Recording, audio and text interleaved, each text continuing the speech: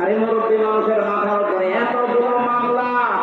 ওনার ছেলে ওই সময় ছেলে, ওনার স্ত্রী অসুস্থ, ওনার সহকর্মী সহযোদ্ধারা এই যে হাজার হাজার পালিয়ে বেড়াচ্ছে, হাজার হাজার ছেলে। ওনার দলের প্রতীক নেই, দল নিষিদ্ধ। এরকম কঠিন মুহূর্তে লোকটার চেহারার ভেতরে চিন্তার কোন ছাপ নেই।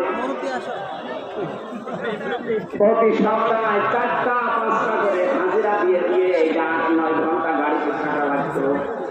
যখন জেলখানায় এসে পৌঁছাতো রাত 9:30-10টায়, তখন তার